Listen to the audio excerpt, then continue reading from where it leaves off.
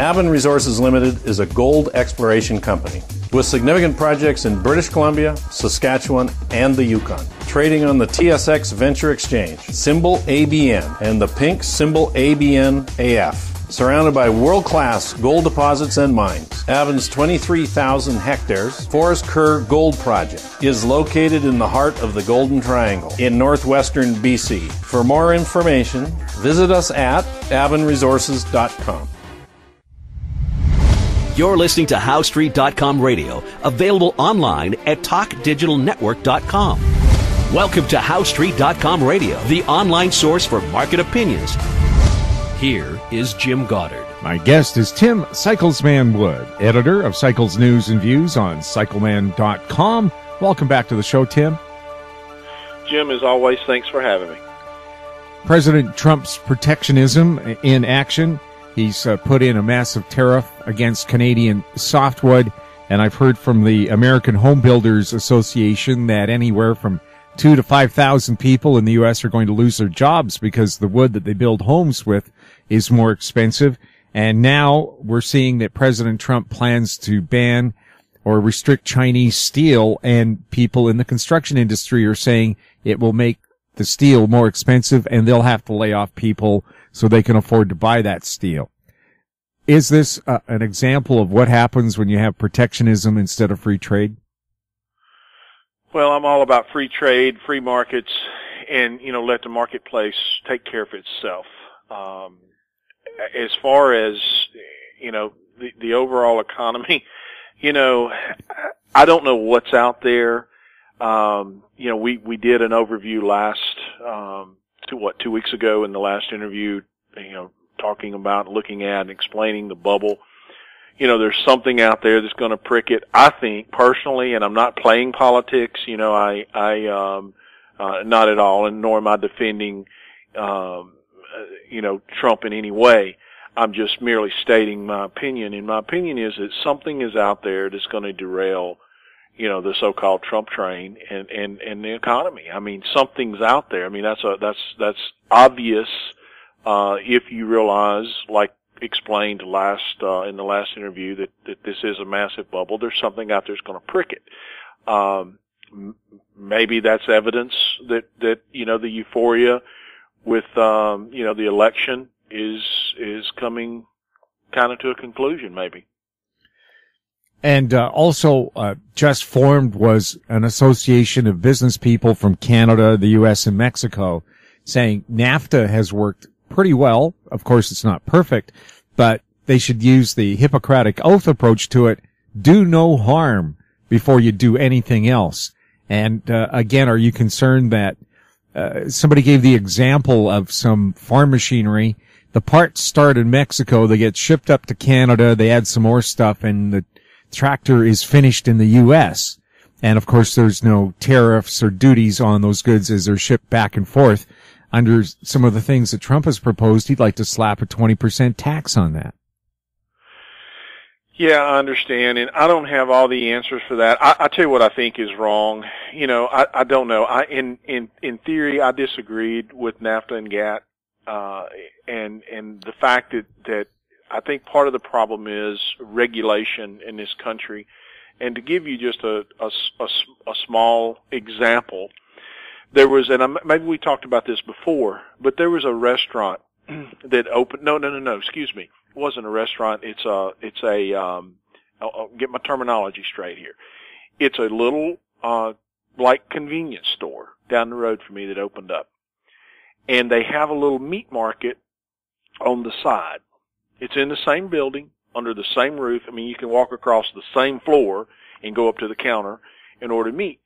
And will they do sandwiches and stuff like that for lunch? And I think maybe they even have some little plate lunches and stuff. And it's a brand new place that opened up a couple months ago, back in earlier in the spring. And I asked them, I said, so do you have any tables where somebody can come in here, if they're on their golf cart or ride their bike or whatever, they can come in here and eat lunch or whatever? And they said no, they couldn't. They wouldn't allow them to put tables in there because they didn't have, their bathrooms weren't adequate. I mean, they have bathrooms, We have to have bathrooms, but it wasn't adequate. Now contrast that, Jim, with there was a little sandwich shop back home in northeast Louisiana. There was Po' Boys. It's a Louisiana thing, and there was a little locally owned Po' Boys sandwich shop. Of course, they had burgers and stuff, and he had, it was the smallest. I'm trying to remember the statistic. It was the smallest per square foot restaurant per the revenue. In other words, the revenue was the highest. Let me say it another way. It was the highest grossing revenue restaurant per square foot.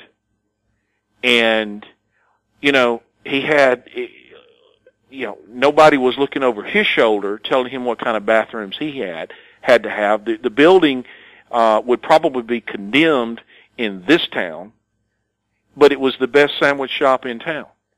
And so that's a perfect example of letting the marketplace be the marketplace. He had the best food, and his numbers showed it.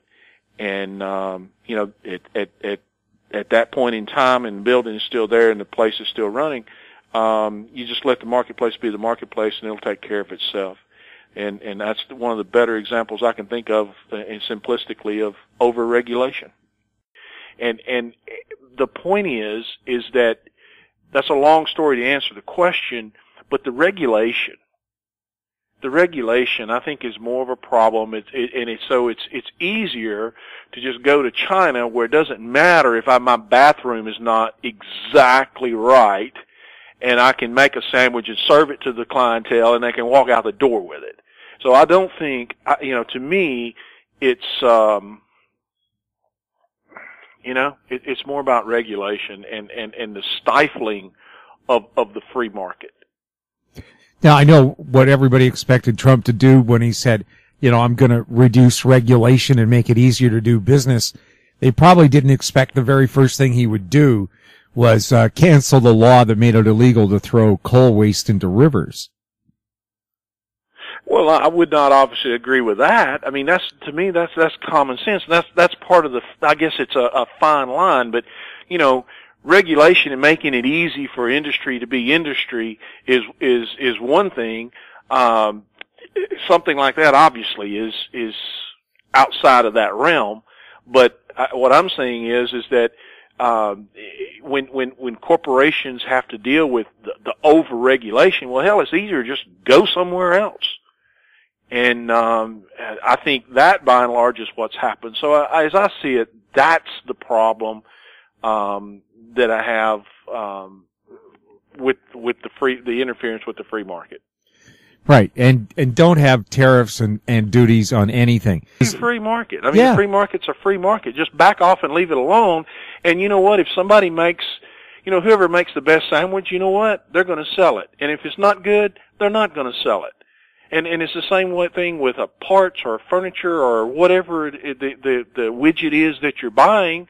The best widget's going to sell, then bad widget's not. Let the marketplace be the marketplace. Sure. We'll have more with Tim Cyclesman Wood right after the break.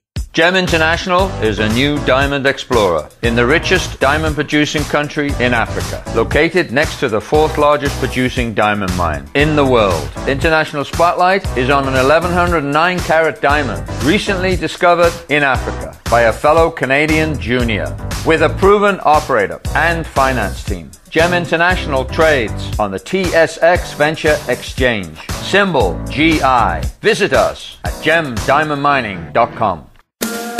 Lotus Ventures Inc. is a BC-based medical marijuana company poised to launch into the rapidly evolving cannabis sector. Lotus is in the final review stage of the Health Canada approvals to become a licensed producer, having arranged facility financing of up to $12 million, plus building permits for its prototype indoor production facility. Shares trade under the symbol J on the Canadian Securities Exchange. Visit our website at lotusventures.ca. Welcome back. We're talking with Tim Wood. Tim, what's happening with oil? It's kind of bouncy between $45-50 right now. Is that trend going to continue? Well, I had said that it's hard to talk about oil without talking about gold, without talking about commodities in general. We had the low back in early March, and I think we talked about knowing that it was going to be a counter trend bounce, and that we were still expecting lower prices. Yesterday, I think oil was down over 5% in one day. So, I think that counter trend bounce has obviously run its course, and the cycles appear to be realigned to the downside. Of course, there will be counter trend bounces along the way, but I think oil is kind of leading things here. And like I said, looking at oil, like I said, it's hard to talk about oil without talking about gold, but it's the same thing. We had an intermediate degree low in May. This rally has been, on one hand, it's been strong. I mean, it's stirred the juices. I've gotten phone calls, emails, people asking questions, and I get it. I mean, it's a rally, but it should be counter trend, just like what we've seen with crude oil. And if you look at the gold stocks themselves, they're warning that a little bit. But on another note, looking at gold, this rally has become, as of yesterday, this rally has become the most overbought by some of the indicators that I follow. More overbought. You have to go back to 2012 and into 2011, the 11 and 12 intermediate degree tops to find gold is overbought as it is here.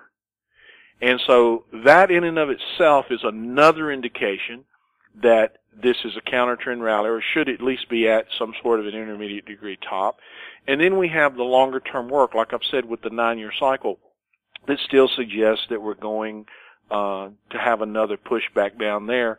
And until we see evidence that has changed, then you have to stay with the evidence that you have in hand.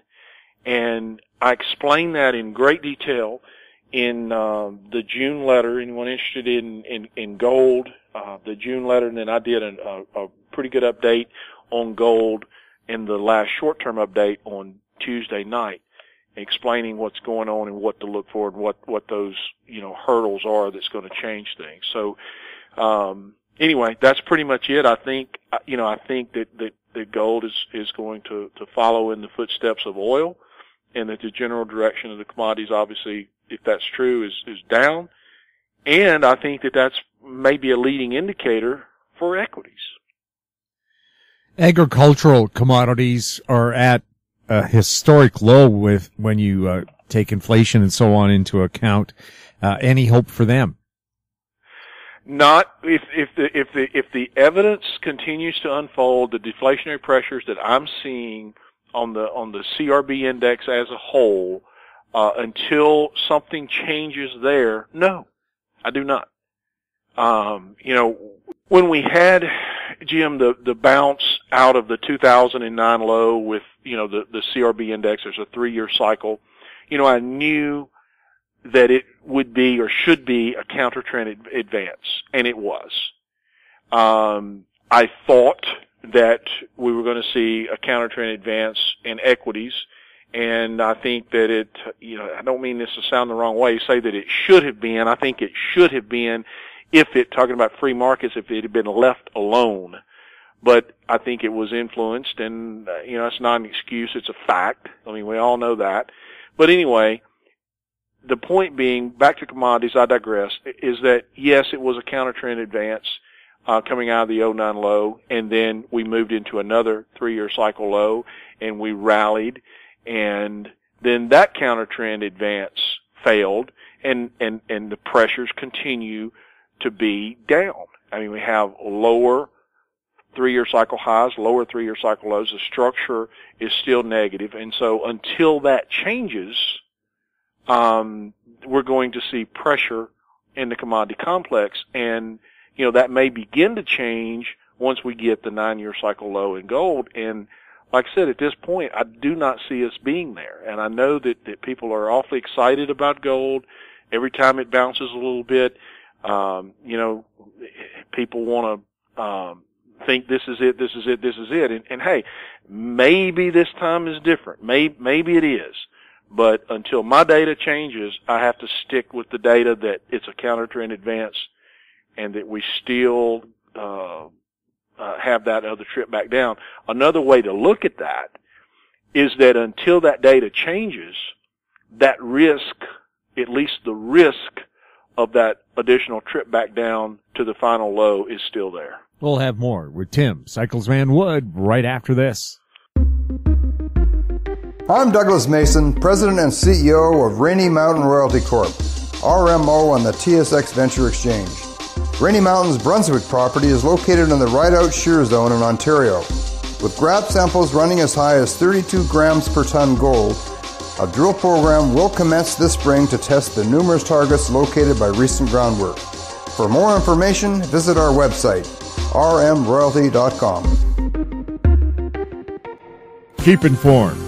Receive our weekly recap of thought-provoking articles, podcasts, and radio delivered to your inbox for free. Sign up for the HowStreet.com weekly recap on our homepage, HowStreet.com. Welcome back. We're speaking with Tim Cyclesman Wood. Tim, people are enamored with the so-called FANGs right now, all high-tech, but proof that high-tech is not a guarantee of success. You can just take a look at Yahoo, which is going to be delisted from the S&P 500 on June 19th. So just because something is high-tech doesn't mean it's a guaranteed success, does it? No, it doesn't. And people is just a little bit older. It's been 17 years, but people is just a little bit older remember the tech bubble that burst in 2000. And, that kind of leads us back to equities. And I know it's the same old song and dance, and I know that people are tired of hearing it, but you know what? I'm not going to change I can't change my story. I can't say that purple is green. I mean, it is what it is, and I'm going to call it like I see it. And, it was a bubble yesterday. It was a bubble last year. It's a bubble today. It's a bigger bubble today. And, the thing with equities is, again, it's not an excuse. It is what it is. We all know that it's been helped along and extended, and here we sit. And, I don't know what's eventually going to prick it. We will see it in the charts, to give us the structural changes that we need, both cyclically and with some Dow theory stuff that, we monitor and cover in the updates.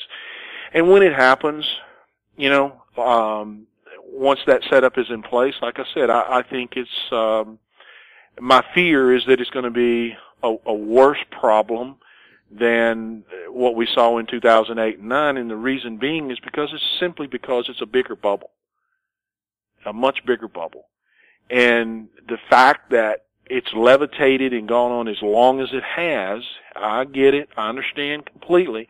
It's lulled everybody to sleep, and, as we've talked about before, everybody thinks it's a new norm, and it's not a new norm. It's a disaster. But we have to see the proper structural and Dow theory set up to cap it. Is one of the dangers out there is so many people have been told, get a passive ETF and you'll be just fine. People are being advised, dump your advisor that you have to pay for and just use our passive ETF through our bank and you'll do just fine. Is that a huge danger for folks? And the other problem is, and that's because people don't know what they don't know. And the other thing is, when I look at, like, I was talking to a friend of mine, and he was talking about, and I never even thought about this, but like a lot of the state, like teachers and state employee pension retirements and so on and so forth. I mean, it is an absolute train wreck, and I think that is why it's been fought, like it has, to try to extend and push and prevent the inevitable. But like I have said so many times before, you can't. There's no historical record ever of a bubble that has been sustained. I mean, the outcome is ultimately the same. There's not one. No one can send me an email saying, oh, well, here's a bubble that started, and it's still in existence except the current one. And it's not sustainable. I had another thought that I wanted to throw out there, and I lost my thought in the middle of that, but no, it's absolutely a train wreck. Oh, I know what I was going to say. The other thing that makes me more concerned about this time is that when you look at like, I think I talked about this before in the early 70s where there was the sugar bubble. And it's comical when you read about the speculation. There was a 6,000%, as I recall, it was like maybe a 6,600. It was over 6,000% increase in the course of a couple of years. I'm not looking at the charts. I'm saying this from old memory. But I remember reading, and I've actually covered it in my letter and given some of the quotes and stuff, how people justified that advance. And it said that they were actually, people were taking sugar off of the restaurant tables and stuff. It was so bad, so speculative. And how people, instead of bringing wine to a dinner party or something, they'd bring a bag of sugar. I mean, this was all documented. But it was madness. It was nuts. But it was justified in people's mind, and it was driven by pure speculation. It was real speculation. It was organic. You look at the bubble in commodities in 2008 that led to the advance in crude oil. That was real. That was speculation. Oil prices spiked. People jumped on board. It was speculation. Price was pushed to the heights that it was pushed. I called the week after the top on Financial Sense on another show, and with a buddy of mine on my show that I was doing at the time, that top based on some statistical work. I knew it was a bubble. Was waiting on the trigger, and we saw it. And it was laughable. I mean, it was laughed at, in no way. But my point is that bubble burst. And my other point is that it was organic. It was real. It was driven by speculation. Now, fast forward to where we are with equities. This is not real. I mean, it's real in the sense, yes, price is there. I can see it. 21,000 is change. Yes, that's real. But it's not driven by speculation. It's driven by manipulation. And so the fact that it has no real basis to me, I can only wonder, because I can't point to another example in history where we've ever been in this situation, but I have to wonder if that doesn't make it even worse. Because, it's like a hollow void under the thing, Tim, always fun talking to you. Jim, thank you. I know that when it comes to equities, like I said, it feels like a new norm, and people, I don't know what to tell you. If you want some solid research, it's available in my letter, and certainly with gold. I did a pretty good update this last in the June letter, and some of the short-term updates since. Thanks again, Tim. Thank you. My guest has been Tim Cyclesman Wood, editor of Cycles News and Views on cyclesman.com. You're listening to HowStreet.com Radio. Our YouTube channel is Talk Digital Network. On Twitter, we're at Talk Digital Net. Questions for the show or for our guests like Tim can be sent to info@howstreet.com. I'm Jim Goddard. Thanks for listening. Comments made on HowStreet.com Radio are an expression of opinion only and should not be construed in any matter whatsoever as recommendations to buy or sell any financial instrument at any time. Available online at TalkDigitalNetwork.com. HowStreet.com Radio is a production of HowStreet Media Incorporated.